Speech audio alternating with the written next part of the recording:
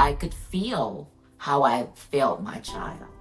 I had the ability to really, truly affirm and support him.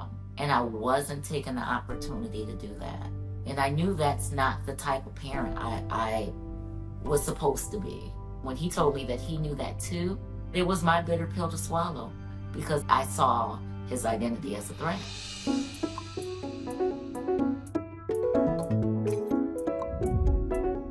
Hi there, I'm Brooke Sebold and welcome to I Changed My Mind. One thing we can probably all agree on right now is that we're living in a time of deep division, where fear spreads faster than understanding. And yet I remain an optimist. I believe deeply in our capacity to grow, not just as individuals, but in how we show up for each other. That kind of transformation begins with the courage to change our minds, which is why I created this series, to normalize what that process looks like.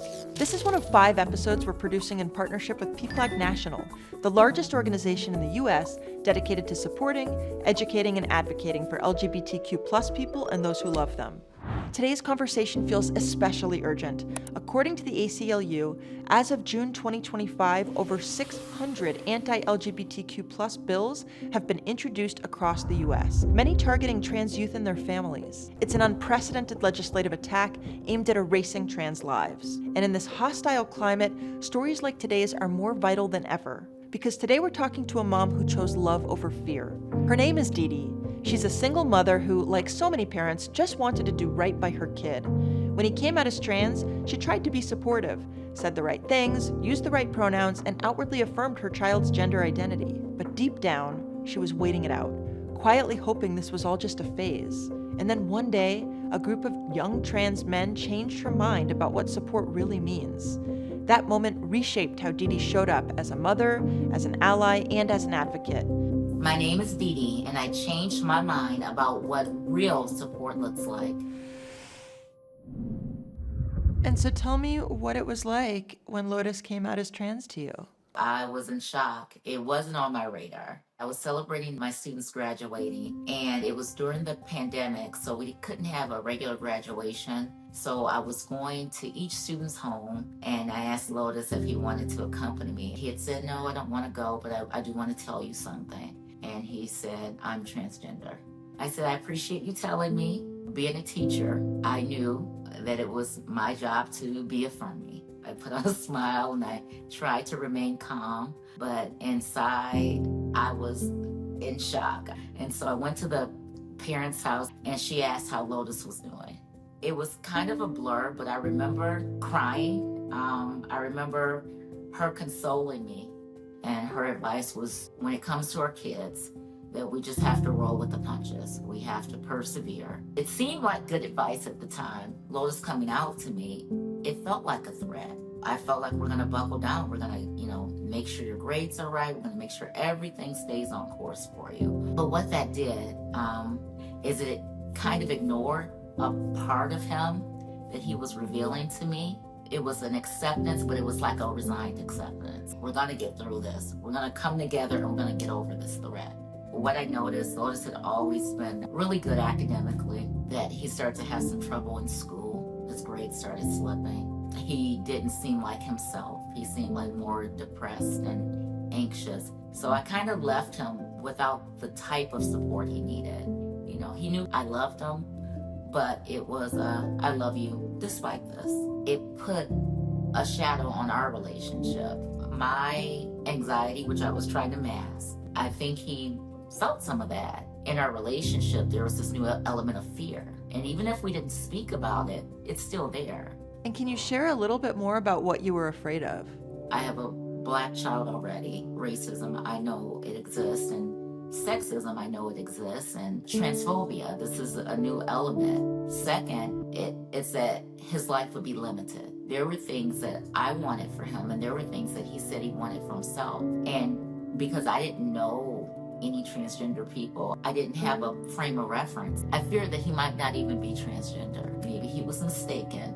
I feared that maybe I messed up at being a single parent. I felt like the buck stopped with me, so maybe there was something I did to cause this to happen. I'd love to chat a little bit about what it was that really sort of opened your mind around accepting Lotus fully. Lotus really wanted me to watch. It was a panel of transgender young men, a Zoom session. They each told their stories of what they went through to get testosterone. Some of them had to run away from home.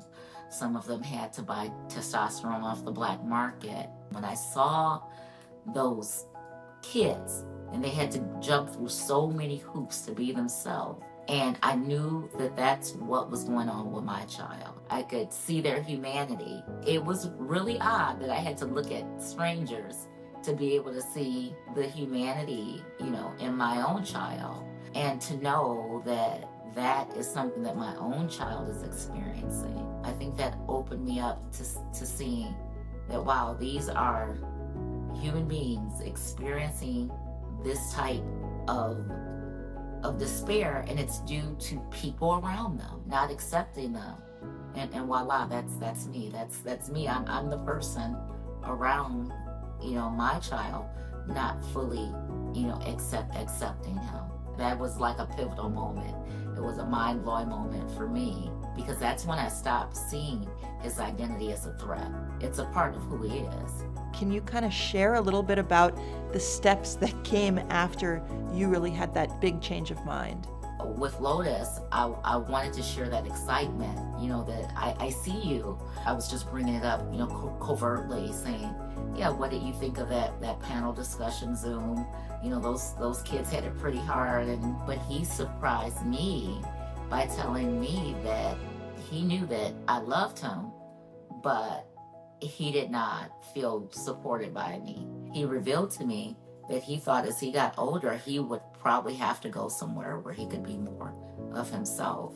And that was shocking to me. So I know, because you had sort of put yourself in a different camp from the parents that would kick their kids out. And then what did it feel Absolutely. like to hear that Lotus had been considering, where is a space that I can go where I can be fully myself?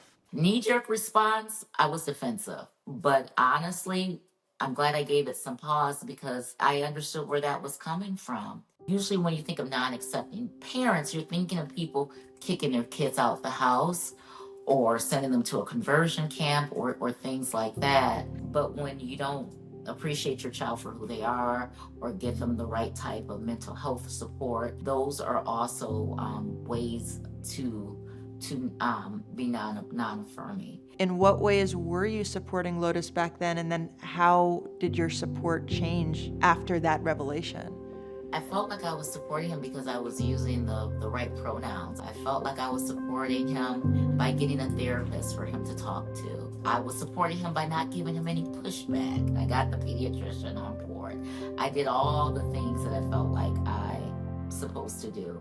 After, it was a different type of energy. I wanted to do this. I want to do that.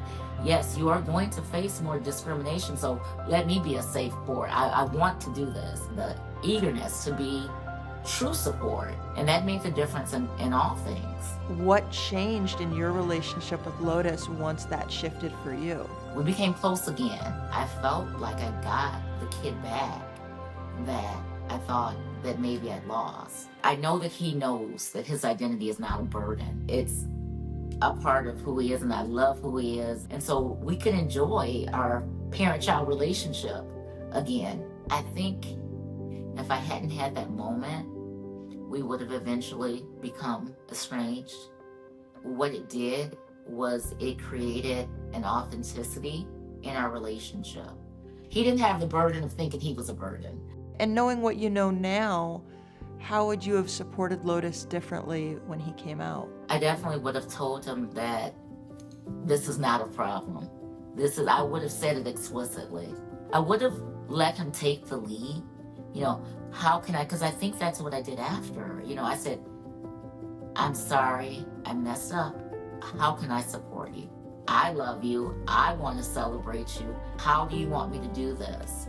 What changes did you notice in Lotus emotionally and energetically after your shift? His confidence soared. He came out to our family. He became more of the person that he was always meant to be. What changed for you as a result of embracing and celebrating who Lotus is? it grew me as a person. And I'm able to, love people more unconditionally. And it also helped me to know that my concerns, I could take those, do the work within myself, and then I can help other parents do the same thing. That's my mission. Maybe my penance, I don't know. And I get to play a role in that, where people are genuinely accepted and there's not a threat. No one's identity, orientation, or anything about them serves as a threat to someone else. What to you is the value of changing your mind? The value of changing your mind is that you know that you can change the world. It seems like a small thing at the time, but the impact that it has on everyone, I didn't know that before. I didn't know the great impact it would have on Lotus. I didn't know the great impact it would have on strangers that I hadn't met yet. Being open to changing your mind, it changes everything. Imagine you're speaking to the younger Dee Dee version of yourself that was hoping this would be a phase. What would you say to her? It's okay that you are afraid. This is not a threat. This is just one of the incredible threads of the person God gifted to be your child. Take your fears, work on them within yourself so that you can support this awesome human being.